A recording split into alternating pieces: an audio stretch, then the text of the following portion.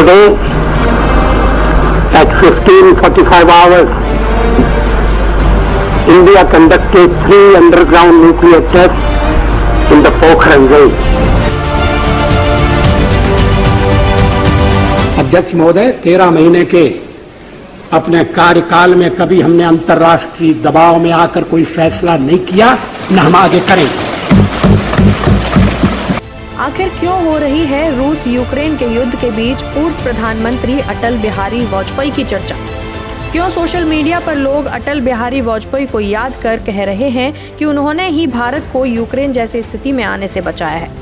दरअसल जब 1998 में भारत परमाणु परीक्षण कर रहा था, तब कई देश भारत के खिलाफ खड़े हुए और उसको आर्थिक रूप से चोट पहुंचाने की भी कोशिश की। परीक्षण के समय यूएन में लंबी चर्चा हुई और कई देशों ने इस कदम को गलत ठहराया, जिनमें आज युद्ध की परिस्थितियों में जूझ रहा यूक्रेन भी शामिल था। इन सभी देशों ने मिलकर भारत से उनके परमाणु परीक्षण को तत्काल रोकने को कहा व अपने सभी परमाणु हथियारों को नष्ट करने के लिए बोला गया। लेकिन भारत किसी के सामने झुका नहीं और अटल बिहारी वाजपेयी की सरकार में अटल खड़ा रहा। लेकिन अब सवाल ये उठता है कि यह चर्चा इस युद्ध के बीच क्यों शुरू हुई? तो बात वहां से शुरू होती है जब सोवियत संघ के विघटन के बाद एक समय पर यूक्रेन के पास दुनिया का तीसरा सबसे बड़ा परमाणु हथियारों का जत्था था।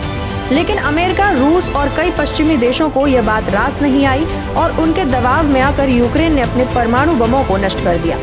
उस वक्त यूक्रेन से अमेरिका, रूस जैसे देशों को डर लग रहा था कि यूक्रेन के पास दुनिया के सबसे ताकतवर परमाणु हथियार हैं, जो कि इन सभी देशों के लिए खतरे की घंटी था, जिसके चलते अमेरिका, रूस जैसे बड़े देशों ने यूक्रेन को अपने जाल में फंसाया और यूक्रेन ने 1994 में रूस, यूके व अमेरिका के साथ बुडापेस्ट मेमोरेंडम पर साइन कर दी, जिसके चलते यूक्रेन अपने हथियारों को नष्ट करने के लिए राजी हो गया और बदले में पश्चिमी देशों ने यूक्रेन को आर्थिक मदद करने का आश्वासन दिया था।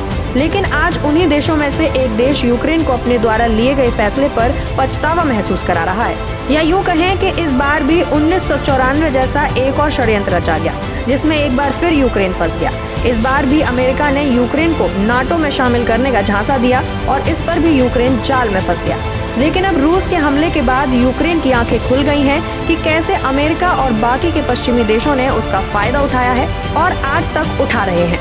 और अगर अब बात की जाए कि भारत में इस बात की चर्चा क्यों हो रही है, तो इसका सीधा सा उत्तर यही है कि अगर 1998 में उस समय अटल बिहारी वाजपेयी इन सभी बड़े देशों के आगे झुक गए होते और अपना परमाणु परीक्षण रोक दिया होता और अपने हथियारों को नष्ट कर दिया होता, तो आज जहां यूक्रेन खड़ा है उस स्थिति में भारत भी हो सकता था, जिसकी वजह से आज सोशल मीडिया पर सभी अटल बिहारी वाजपेयी को याद कर रहे हैं और उनको धन्यवाद दे रहे हैं कि उस समय आपने समझदारी दिखाकर हमारे देश को यूक्रेन जैसी परिस्थितियों में जाने से बचा लिया।